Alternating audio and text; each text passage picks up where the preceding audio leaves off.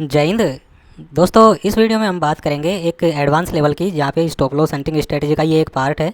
और थोड़ा सा ये एडवांस लेवल अब हो जाता है यहाँ पे आने के बाद, क्योंकि हमने बेसिक चीज़ें बहुत सारी सीख ली। हमें पता चल गया कि हमें स्टॉप लॉस कैसे फाइंड आउट करने हैं।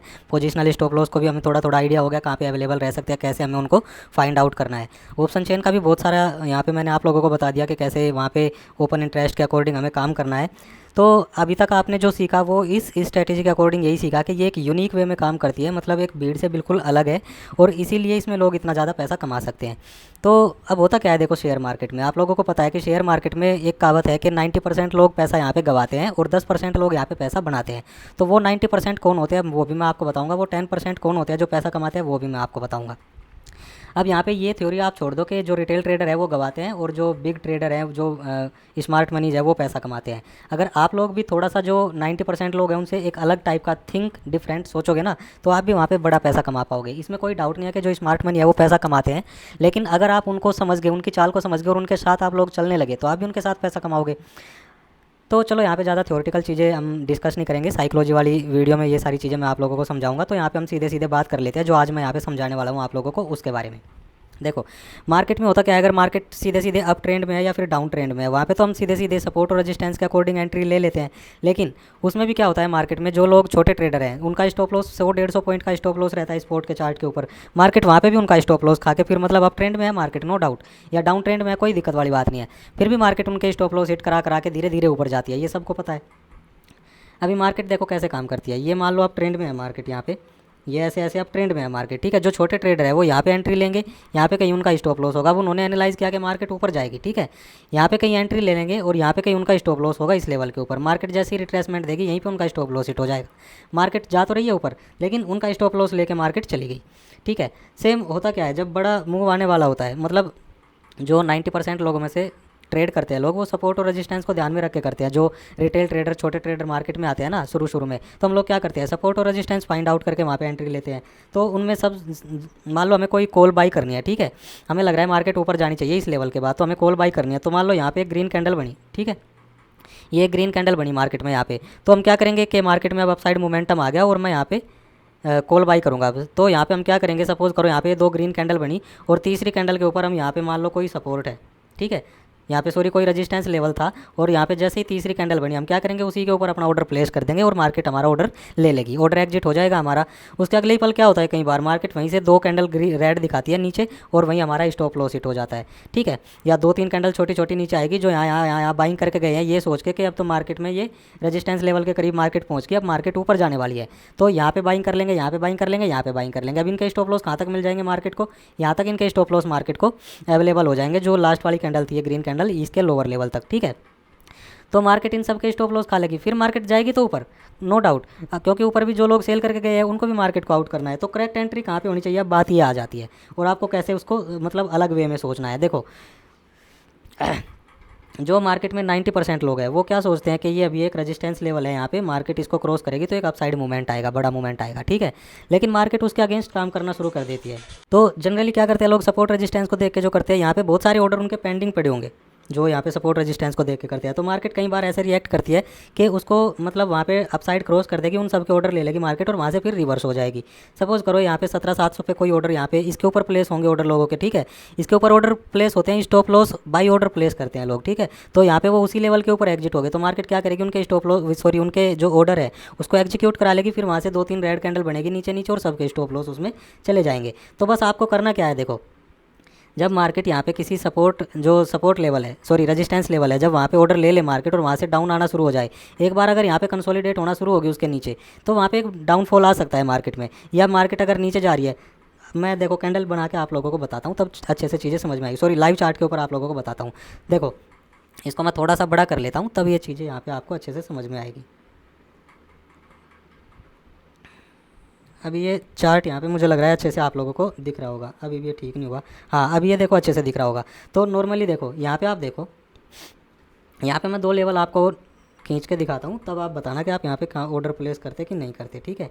ये एक 17,350 का लेवल है। सपोज़ करो मार्केट यहाँ से देखो, इस लेवल के ऊपर आप आ जाओ, मार्केट ने यहाँ पे क्लोजिंग दी थी, ठीक है, यहाँ तक के स्टॉप लॉस मार्केट ने खा लिए थे। अगले दिन मार्केट ओपन हो रही है यहाँ पे कहीं, ठीक है, गैप अप ओपन हो रही है। अब मार्केट में किसके स्टॉप लॉस नीचे दिखाई दे रहे हैं? ऊपर तो कोई स्टॉप लॉस है नहीं मार्केट के पास, ठीक है, ऊपर स्टॉप लॉस नहीं है मार्केट के पास। मार्केट के पास स्टॉप लॉस अवेलेबल है जो यहाँ पे बाइंग करके गए थे, ये जो ग्रीन कैंडल आपको दिख रही है, इनके स्टॉप लॉस मार्केट के पास अवेलेबल है। मार्केट में नेगेटिव सेंटीमेंट है, मार्केट ऊपर नहीं जा सकती क्योंकि ये उस दिन के आसपास का है जब मार्केट 2 बजे के बाद नीचे डाउन गई थी। उससे पहले वहाँ पे बहुत बड़ा डाउनफॉल आया था, उस दिन का चार्ट है। तो मार्केट ऊपर, मार्केट में नेगेटिव सेंटीमेंट है, मार्केट ऊपर तो जाएगी नहीं। लेकिन फिर भी लोगों को क्या लग रहा है, जो रिटेल ट्रेडर है उनके पास न्यूज़ सोर्स तो ज़्यादा होते नहीं, जो यहाँ पे बाइंग करके गए लोग, इस लेवल पे जो बाइंग करके गए, ऑलरेडी जो सेल करके गए होंगे यहाँ पे मार्केट इतना यहाँ पे गैप अप ओपन हुई तो ये सेलर्स में से तो बहुत सारे निकल चुके होंगे यहाँ से, ठीक है। जिन लोगों के पास पक्की न्यूज़ होगी कि मार्केट आज डाउन भी जा सकती है, इतना बड़ा डाउनफॉल हो सकता है, वो रुके होंगे यहाँ पे। तो जो छोटे ट्रेडर रहते हैं वो तो निकल चुके होंगे इतना लॉस देके, क्योंकि मार्केट गैप अप ओपन हुई। अब मार्केट ने क्या किया, यहाँ पे डाउनफॉल आया, जो यहाँ बायर्स अवेलेबल थे उनको मार्केट ने बाहर कर दिया। अब यहाँ पे देखो लोगों को ये कंटिन्यू बाइंग हो रही है यहाँ पे, ठीक है, बाइंग हो रही है। अब यहाँ पे बहुत सारे लोगों के ऑर्डर पड़े होंगे इस लेवल के आसपास। क्यों? क्योंकि मार्केट में एक अपसाइड मूवमेंट, इसी के बाद यहाँ पे थोड़ा कंसोलिडेट होकर पीछे मार्केट में एक अपसाइड मूवमेंट आया था, तो लोग उसी को सपोर्ट रेजिस्टेंस मान के काम करते हैं। तो यहाँ पे उन सब के मार्केट ने जो ऑर्डर थे उनको हिट कराया, ऑर्डर ले लिए सभी के, फिर उनके स्टॉप लॉस हिट कराते हुए मार्केट नीचे चली गई। अभी यहाँ पे देखो, जिसने कॉल को बाई किया होगा वो सबके यहाँ पे स्टॉप लॉस चले गए, जिसने पुट को बाई किया होगा। तो हमें एक उसी वे में हमें थिंक डिफरेंट सोचना है। अगर यहाँ से मार्केट जाती भी तो कहाँ तक मार्केट ऊपर तक जाती? यहाँ तक 400 तक मार्केट जाती, 17,400 तक। ये 17,350 का लेवल है और ये 17,375 के आसपास का लेवल होगा। तो यहाँ पे जो लोग मान लो पुट बाई कर रहे हैं उनको ज़्यादा लॉस भी नहीं यहाँ पे मार्केट दिखा पाती है। 17,400 से फिर रिटर्न आ सकती थी, क्योंकि कुछ ऑर्डर हो सकता है 17,400 पे भी लगे हो मार्केट को, लेकिन सारे ऑर्डर मार्केट को यहीं मिल गए 17,375 तक जिन्होंने बाई के ऑर्डर लगाए होंगे। अब इसमें आप अपने ऊपर लेके चलो, आप एक रिटेल ट्रेडर हो, ठीक है, आप एक बिगनर हो, तो आप क्या करते? यही करते ना, आप यहाँ पे बाई का ऑर्डर आप यहाँ पे पक्का प्लेस कर रहे होते इस लेवल के ऊपर। क्या देख के? सिर्फ और सिर्फ ये कि मार्केट ने अब यहाँ पे जितने स्टॉप लॉस अवेलेबल थे बायर्स के उनके खा लिए, अब सिर्फ मार्केट ऊपर सेलर के स्टॉप लॉस खाएगी जो यहाँ सेल करके गए हैं या यहाँ सेल करके गए हैं, यही आप देखते, ठीक है। तो जैसे जैसे रेड कैंडल बढ़ना शुरू, यहाँ पे पक्का आप यहाँ पे बाई का ऑर्डर प्लेस करते हैं कि अब मार्केट इतना ऊपर आ गई, अब मार्केट ऊपर ही जाएगी बस। यहाँ पे ये एक रेजिस्टेंस लेवल है, इसको पार कर लेगी मार्केट तो एक बड़ा अपसाइड मूवमेंट मार्केट में हमें देखने को मिलेगा। तो यहाँ पे कहीं आप बाई कर लेते, यहाँ पे बाई कर लेते तो अगले पल क्या होता वो आप देख सकते हो, ठीक है। अभी चलो दूसरा एक और मैं बैक टेस्टिंग करके दिखा देता हूँ इस चीज़ की। यहाँ पे आप देखो, इसको मैं थोड़ा सा बड़ा कर लेता हूँ फिर और अच्छे से आपको समझ में आएगा। चलो यहाँ पे और थोड़ा सा मैं बड़ा कर लिया। अभी इस लेवल को एक बार आप देखो, इसको और थोड़ा सा बड़ा कर लेते हैं तो फिर यहाँ पे चीज़ें अच्छे से समझ में आ जाएगी, ठीक है। अभी यहाँ पे देखो मार्केट इतना ज़्यादा गैप डाउन ओपन हुई, यहाँ पे इतना ज़्यादा गैप डाउन ओपन हुई मार्केट इस लेवल के आसपास, ठीक है। जो लोग यहाँ बाइंग करके गए थे ऊपर उनके स्टॉप लॉस मार्केट, सॉरी, जो यहाँ पे बाइंग करके गए थे, मार्केट इतना ज़्यादा गैप डाउन ओपन हुई तो वैसे ही वो तो मार्केट से आउट हो गए, ठीक है। अभी मार्केट में देखो क्या बचा, मार्केट में सिर्फ और सिर्फ ऊपर सेलर्स के स्टॉप लॉस मार्केट को नजर आ रहे हैं। जो यहाँ पे बाइंग करके गए होंगे वो भी मार्केट ने उनको भी आउट कर दिया। अभी सिर्फ जो ऊपर के लेवल पे सेल करके गए उनके अभी स्टॉप लॉस मार्केट के पास अवेलेबल बचे हैं। अभी ये देखो, एक ये लेवल आप समझ लो, ये 17,000 का एक लेवल हो गया, प्लस 17,100 का एक लेवल हो गया। कहाँ पे है? ये लेवल हो गया 17,100 का। अगर इसको आप 15 मिनट का चार्ट, वो सॉरी, आप इसको डे या आवरली चार्ट करके देखोगे ना तो यहाँ पे आपको रेजिस्टेंस नजर आएगा 17,100 के ऊपर। वो 17, बहुत लोगों को यहाँ पे पहले से भी ये था, मतलब पहले भी आप देखोगे चार्ट के ऊपर कि जो रेंज है 17,000 से 17,100 के बीच की रेंज, ये एक रेजिस्टेंस का काम करेगी। तो यहाँ पे जैसे मार्केट ओपन हुई और ये 17,000 के ऊपर ऐसे ऐसे चलना शुरू हुई यहाँ पे, ठीक है, तो काफ़ी लोगों ने तो यहाँ पे बाइंग कर लिया होगा। और ये जो यहाँ पे बड़ी बड़ी कैंडल्स आपको दिख रही है ना, क्योंकि सेलर के स्टॉप लॉस तो ऊपर अवेलेबल है, ये जो बड़ी बड़ी कैंडल यहाँ पे आप लोगों को दिख रही है, ये सिर्फ और सिर्फ यहाँ पे बाइंग ऑर्डर्स है रिटेल ट्रेडर्स के द्वारा। क्योंकि मार्केट कंटिन्यू बार बार ऐसे 17,000 के ऊपर कंसोलिडेट कर रही थी ना, तो यहाँ पे हम लोग क्या सोचते हैं कि अब ये साइकोलॉजी लेवल है, इसके ऊपर मार्केट कंटिन्यू वहाँ पे कंसोलिडेट हो रही है, बड़ा मूवमेंट आने की पॉसिबिलिटी है। तो ये बड़ी बड़ी कैंडल्स बनी दो यहाँ पे, ये बड़ी बड़ी कैंडल्स का मतलब है कि लोगों को अब यहाँ पे बाइंग करवा दी गई, ठीक है। बाइंग कर ली लोगों ने, कितना मूवमेंट आया देखो, यहाँ तक सिर्फ 17,125 के आसपास, 130 के आसपास तक मूवमेंट आया मार्केट में। अब मार्केट में देखो यहाँ पे लोगों को बाइंग करवा दिया, थोड़ा सा उनको यहाँ तक प्रॉफिट, जो लोग फटाफट निकल गए होंगे तो निकल गए होंगे छोटा सा प्रॉफिट लेके, फिर मार्केट ने नीचे आना शुरू किया। तो आपको क्या करना था? आपको थिंक डिफरेंट सोचना था। यहाँ पे जो लाखों लोगों ने यहाँ पे बाइंग की होगी, ठीक है, इस मूवमेंट के अंदर लाखों लोगों ने यहाँ पे बाइंग की होगी। मार्केट में सोचा होगा कि मार्केट अब ऊपर जाएगी, ऊपर जो स्टॉप लॉस अवेलेबल है वो बहुत ऊपर अवेलेबल है सेलर्स के, जहाँ से मूवमेंट इतना गैप डाउन ओपन हुई है वहाँ पे स्टॉप लॉस अवेलेबल है सेलर्स के, तो इतना ऊपर तो मार्केट कैसे जाएगी बताओ? ये मैं आपको दिखाता हूँ। कहाँ स्टॉप लॉस अवेलेबल मिलेंगे सेलर्स के, देखो मार्केट को जो यहाँ पे भी सेल करके गया होगा ना, उसने भी स्टॉप लॉस कहीं इस लेवल के ऊपर रखा होगा 17,350 के लेवल के ऊपर। तो 250 पॉइंट का मूवमेंट कैसे देगी बैंक ये निफ्टी वहाँ पे, बताओ इतने ऊपर नहीं दे पाएगी, जबकि मार्केट में नेगेटिव सेंटीमेंट है। और ये 2 बजे के बाद तो मार्केट धड़ाम हो गई थी, क्योंकि उस दिन जो आरबीआई का गवर्नर है उसकी भी मीटिंग थी, 2 बजे स्टेटमेंट आया था, ठीक है। तो मार्केट कैसे ऊपर जाएगी, नहीं ऊपर जाएगी, इतना इतना ज़्यादा तो नहीं जाएगी मार्केट। अगर यहाँ से नहीं तो मार्केट 17,150 से रिवर्सल लेती। तो बस आपको करना क्या था है, देखो कुछ लोगों ने यहाँ पे ये लेवल निकाल लिया होगा कि मार्केट में ये एक रेजिस्टेंस लेवल है। अगर आप जो एक सपोर्ट रेजिस्टेंस वाला इंडिकेटर है वो भी लगाओगे ना, तो ये लेवल पक्का उसमें शो करेगा कि मार्केट में ये एक रेजिस्टेंस लेवल है, यहाँ से एक बड़ा मूव आया था, फिर से यहाँ से एक बड़ा मूवमेंट आ सकता है, ठीक है। तो बहुत लोगों ने यहीं से बाइंग करनी शुरू कर दी इसमें। जब यहाँ पे बहुत लोगों के ऑर्डर हिट हुए होंगे, बाई के ऑर्डर, फिर उसके बाद यहाँ पे हैवी सेलिंग ऑर्डर भी पड़े थे स्मार्ट मनीज के। जैसे ही लोगों के बाइंग ऑर्डर हुए, यहाँ पे सेलर बहुत ज़्यादा सेलिंग प्रेशर भी आ गया मार्केट में, क्योंकि बहुत ज़्यादा वहाँ पे लोग सेलिंग करके गए होंगे जो स्मार्ट मनी है। तो अगर आप यहाँ पे जब बहुत 90% लोग क्या सोच रहे हैं, 90% लोग सोच रहे हैं मार्केट ये एक रेजिस्टेंस लेवल है, मार्केट अगर इसके ऊपर जाएगी तो एक बड़ा अपसाइड मूवमेंट आएगा, सोच रहे हैं कि नहीं। वो 90% लोग क्यों पैसा गवा रहे हैं, इसीलिए वो गवा रहे हैं। अगर आप इन स्मार्ट मनी के साथ यहाँ पे एक्टिवेट हो जाओगे कि मार्केट में अब मुझे पुट लेना है, जब लोग यहाँ पे सोच रहे हैं कि मार्केट इस रेजिस्टेंस लेवल को क्रॉस करेगी तो एक बड़ा मूवमेंट आएगा।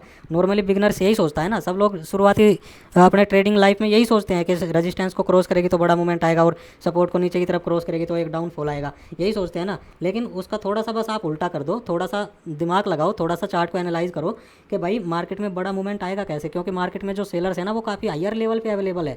मार्केट को जब ऊपर जाना होगा, जब मार्केट उन सेलर्स को खतरा कब करेगी, जब मार्केट यहाँ से बहुत बड़ा मूवमेंट देगी, जब बहुत बड़ी बाइंग आएगी मार्केट में, ठीक है। अगर यहाँ पे चलो बहुत बड़ी बाइंग आ भी जाती है, ठीक है, जब मार्केट ये यहाँ से देखो, जब ये बैंक निफ्टी यहाँ पे छोटी छोटी कैंडल बनाने लगा, अगर मार्केट में बहुत बड़ी बाइंग आनी होती इस लेवल के बाद, अगर मार्केट में बहुत बड़ी बाइंग आनी होती तो ये 2 छोटी छोटी कैंडल नहीं बनती यहाँ पे। जैसी ये बड़ी एक ग्रीन कैंडल बनी है ना, ऐसी यहाँ पे एक कैंडल बनती, ऐसी उसके ऊपर एक कैंडल बनती, और 3-4 कैंडल में 4-5 कैंडल में मार्केट यहाँ तक पहुँच चुकी होती। तो अगर बड़ी बाइंग आनी होती मार्केट में तब अलग बात है, ठीक है। तो यहाँ पर आपको क्या करना है, जब मार्केट इस लेवल को क्रॉस करके देखो, ये लेवल 17,050 का लेवल है जो यहाँ पे स्विंग लो लगाया था मार्केट ने, ठीक है। इसके ऊपर भी देखो यहाँ पे 2-3 कैंडल आपको दिख रही होंगी ग्रीन कैंडल, यहाँ पे लोग बाइंग करके गए हैं, लेकिन सेलर्स ज़्यादा अभी थे, तभी तो यहाँ पे इतनी बड़ी ये सेलिंग की कैंडल बनी है। यहाँ पे ये स्मार्ट मनी के द्वारा बनाई गई कैंडल है, ये कितने 100 से ज़्यादा पॉइंट की एक ही कैंडल है ये, मतलब निफ्टी में आप समझ रहे हो ना 100 पॉइंट कितने होते हैं। यहाँ पे आप देखो इसका जो लो है इस कैंडल का वो 17,050 है, और इसका जो आई है वो कितना है 17,140 के आसपास इसका आई है। तो ये 140 पॉइंट की कैंडल है भाई, 140 पॉइंट समझते हो निफ्टी में कितना बड़ा हो जाता है। सॉरी 140 बोल रहा हूँ मैं, लगभग 100 पॉइंट की कैंडल है ये, 90 या 100 पॉइंट की, ठीक है। तो 100 पॉइंट कितने हो जाते हैं वहाँ पे आप बताओ, बहुत बड़े हो जाते हैं निफ्टी में 100 पॉइंट। तो यहाँ पे कितनी हैवी सेलिंग हुई होगी उस टाइम, तो वो सब तो बायर ट्रैप हो गए जो यहाँ पे सपोर्ट और रेजिस्टेंस के अकॉर्डिंग काम कर रहे थे। तो बस मार्केट में ऐसे ही थिंक डिफरेंट सोचना है और हमें पैसा बनाना है। अभी मार्केट के पास 2 रीजन हो गए नीचे जाने के लिए, एक तो जो यहाँ लोअर एंड पे बाइंग करके गए उनके भी स्टॉप लॉस खाएगी मार्केट नीचे आके, और दूसरा जो यहाँ पे बाइंग करके गए उनके तो स्टॉप लॉस ऑलरेडी खा लिया मार्केट ने, उनके स्टॉप लॉस खाएगी तभी तो मार्केट नीचे आएगी। अगर मार्केट को ऊपर जाना है तो यहाँ पे बड़ी बड़ी कैंडल मार्केट को दिखानी पड़ती। तो बहुत लोग यहाँ पे सोचेंगे, कोई अगर देखो जो यहाँ पे भीड़ के साथ बाई कर रहा है, ठीक है, वो अपने आप को समझ रहा होगा कि मैं बहुत बड़ा ट्रेडर हूँ, अब मार्केट में मैंने सपोर्ट रेजिस्टेंस ढूंढ लिया, मार्केट में बड़ा मूवमेंट आएगा इसके ऊपर। सपोज करो 2 दोस्त साथ में बैठे हैं, 2 दोस्त साथ में बैठे हैं, एक ने यहीं पे बाई का ऑर्डर लगाया, एक ने यहीं पे पुट का ऑर्डर लगाया, कॉल का ऑर्डर लगाया, एक ने पुट का ऑर्डर लगाया। तो जो पुट वाला है उसका तो लोग उसका वो मजाक उड़ाएगा कि तू क्या कर रहा है, मार्केट में तो ग्रीन ग्रीन कैंडल बन रही है, ऊपर जाएगी मार्केट, ये अभी देख सपोर्ट रेजिस्टेंस को यहाँ पे क्रॉस कर रही है मार्केट। लेकिन ये थोड़ा अलग टाइप का इसलिए लोग सोच नहीं पाते, यहाँ पे थोड़ा अलग टाइप का सोचेंगे तो यहाँ पे पैसा बन जाएगा। सेम ये देखो 2 जगह मैंने आपको बैक टेस्टिंग करके दिखा दिया। अब एक बार चलो वीडियो ज़्यादा बड़ा हो जाएगा, एक बार और मैं बैंक निफ्टी के चार्ट में भी आपको ये करके दिखा।